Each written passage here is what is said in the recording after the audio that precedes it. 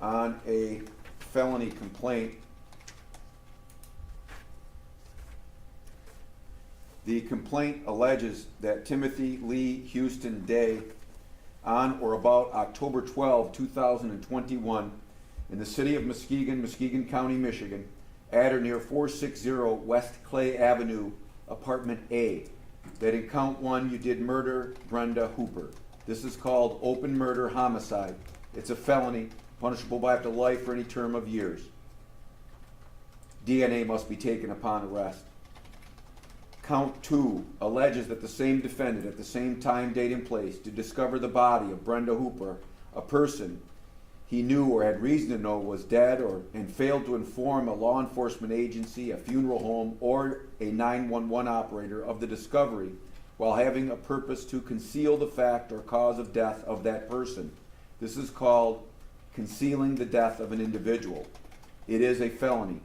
It is punishable by up to 5 years incarceration and or a $5,000 fine plus court costs. A consecutive sentence may be imposed for any other conviction arising from the same transaction. It's alleged that you're a third habitual offender. It's alleged that you were twice previously convicted of felonies or attempts to commit felonies, and that on or about August 7, 2001, you were convicted of the following offenses, respectively: felony assault with intent to murder and delivery or manufacture of a major controlled substance less than 50 grams. Both of these alleged felony convictions are said to have occurred in the 14th Circuit Court in Muskegon County, Michigan. Therefore, you're subject to an enhanced penalty provided for by Michigan law. This is called the Habitual Offender Act. It works to increase the maximum possible penalty on count 1, homicide, to a felony, punishable by up to life for any term of years in the discretion of the court. And it works to increase the maximum possible penalty on count 2, the felony offense of concealing the death of an individual, to a felony punishable by up to 10 years incarceration in the discretion of the sentencing court.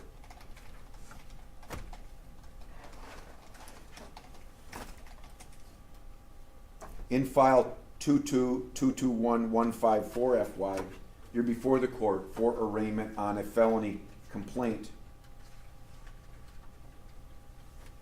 This complaint alleges that Timothy Lee Houston Day, on or about December 9, 2021, in the city of Muskegon, Muskegon County, Michigan, at or near 980 Jefferson Street, the Muskegon Police Department, that you did after being informed by the city of Muskegon Police Department Detective Scott Liskey that the officer was conducting a criminal investigation, and that you did knowingly and willfully make a statement or statements to the officer that you knew were false or misleading regarding the following material fact or facts relating to the investigation, including but not limited to his knowledge and or participation in the homicide and improper disposal of the body of Brenda Hooper, and the officer was conducting a criminal investigation for homicide.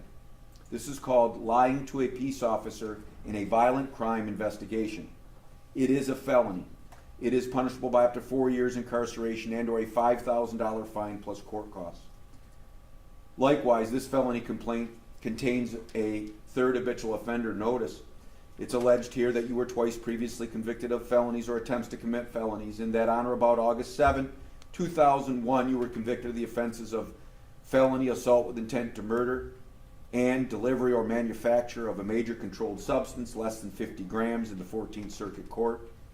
Therefore, you're subject to an enhanced penalty provided for by Michigan law, making the underlying offense here in count 1, lying to a peace officer in a violent crime investigation, a felony punishable by up to 8 years incarceration in the discretion of the sentencing court. You have the right to remain silent. Anything you say orally or in writing can be used against you in court. You have the right to have a lawyer present with you during any questioning which you might consent to. If you do not have the money to hire one, the court will appoint a lawyer for you at public expense, and you have the right to have a lawyer representing you at all subsequent court proceedings. We will be scheduling both of these cases for probable cause conferences and preliminary examinations. You have the right to have those hearings, and you have the right to have those hearings set and heard in the next 21 days. It doesn't change the date of the prelim. Prelim is still number 3. Right, okay. Your probable cause conference on both of these felony files will be conducted on February 22nd, 2022 at 1:30 in the afternoon. Your preliminary examination on both of these files is scheduled for February 28, 2022 at 11 a.m. in courtroom number 3. As to your right to counsel, I've reviewed your court-appointed attorney request form. It indicates you have no job and no income. I therefore will be appointing a public defender to represent you in both files. Mr. Fred Johnson is present in the courtroom representing you right now, Mr. Day.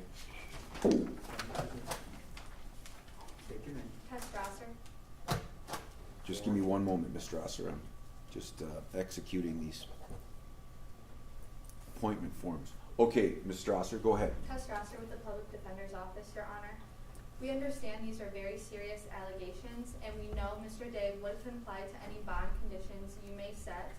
There is a presumption of innocence until proven guilty in facts that have still yet to be made, and we would ask that to be taken into consideration when bond is set today. Thank you. You're welcome. I start from the presumption that he should get a personal recognizance bond. That's what Michigan court rule requires me to do, so I want you to know that's my starting spot here. Miss Catherine Norton of the Prosecuting Attorney's Office wishes to be heard on the issue of bond as well. Go ahead.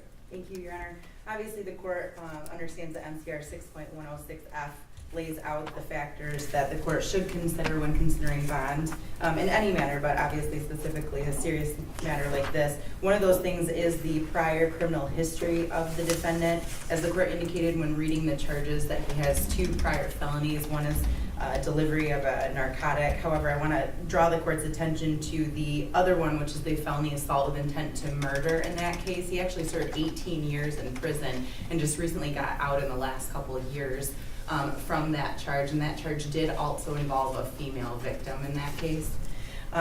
Another factor is obviously the high likelihood of conviction, or the likelihood of conviction that the court can consider. In this case, Mr. Day had admitted to Detective Liskey that he had choked the victim until she actually died from that, which was his girlfriend. They had a dating relationship at the time. He then, after she was deceased, kept the body in the home, in their home, for a period of time until he disposed it by wrapping it in garbage bags and just tossing it into an alley in Muskegon Heights. Obviously, that also goes to my concerns about his flight risk. He's also charged with lying in the course of a violent crimes investigation. He obviously went to great extents to conceal what had happened in this case. He also lied to the officer when he had first indicated that she had just gone out for a pack of cigarettes to walk their dog and never came back. In addition, he had made statements to a witness that he wasn't going to go back to prison.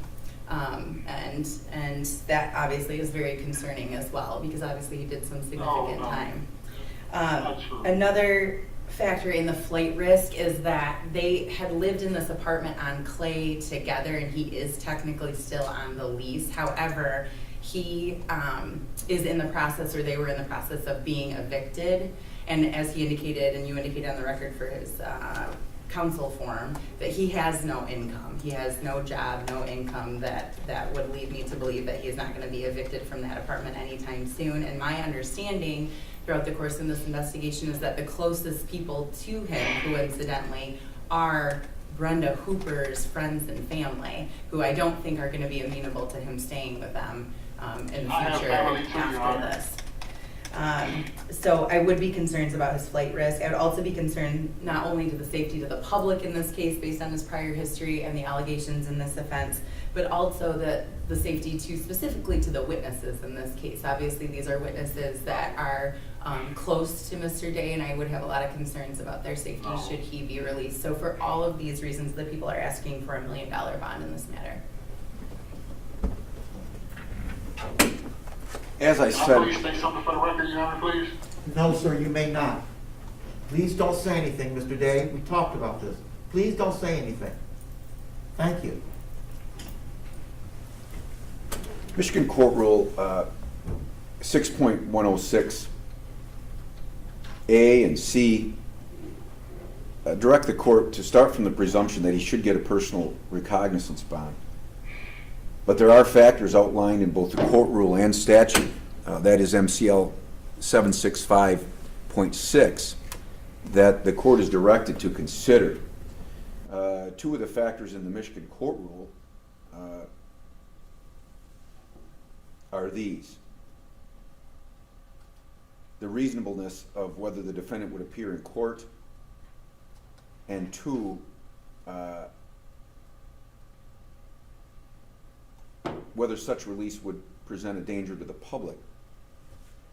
The factors outlined in the statute, that is MCL 765.6, are these, and I must make findings on the record as to each of these: the seriousness of the offense, the protection of the public, and the previous criminal record or dangerousness of the person accused. Those are factors that the court must make findings of fact on the record when the court sets bond or bail.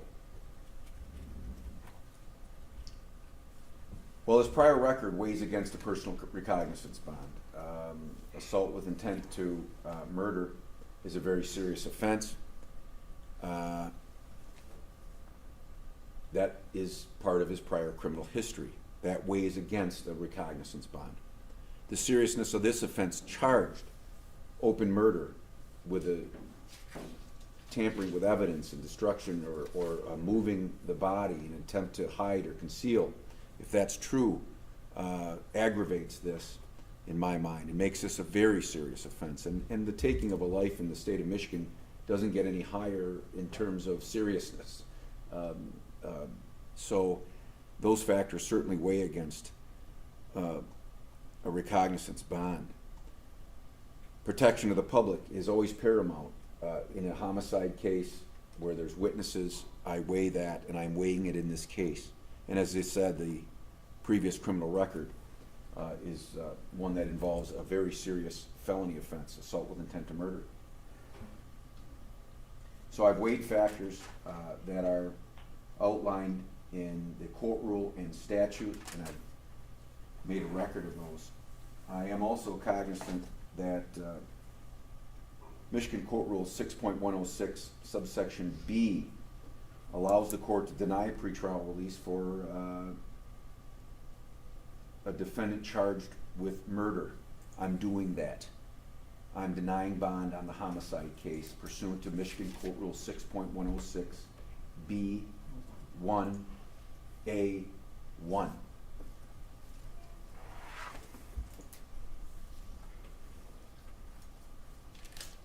As to the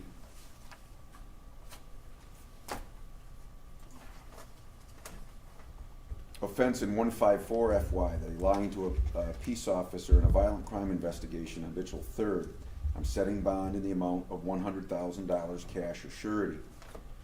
The reason for the bond is obvious from my prior statements regarding the murder charge. Okay, anything else from the people, Ms. Norton? No, Your Honor. All right, anything else from the defense? One additional thing, and it may be inappropriate at this early stage, Your Honor, but we intend to have our client evaluated for criminal responsibility. If we could get that started as quickly as possible, it'd be appreciated instead of waiting for the prelim, but I'm assuming maybe we can wait till this matter is assigned to the judge and then go ask, get a stipulation to allow it. It's assigned to Judge Lattice Hoops in courtroom number 3. Both are there. And I believe either herself or myself would have the authority to sign those orders when presented. Beyond today, they should go to her. Thank you, Your Honor. Would you have any objections to my approaching Judge Lattice Hoops about authorizing the evaluation? No. Okay, thank you. Okay, and I need both lawyers at the sidebar here. Your Honor, I think I know what's coming next. I don't believe you do. We're not going to object. Okay, all right, thank you. No objection from the people then? Correct. And no objection from defense? That's correct, Your And the Honor. objection was relative to the affidavits in both these cases being examined by the media. They made a request to examine the sworn affidavits, and I wanted to give either side of that had any interest here an opportunity to object, which is our standard procedure, and there is none, so those will be made available. Thank you, Your Honor. You're welcome. Thank you, Ms. Norton. Thank you. Mr. Day, we'll be talking to you tomorrow.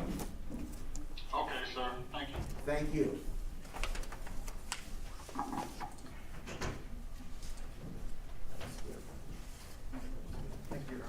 welcome, John.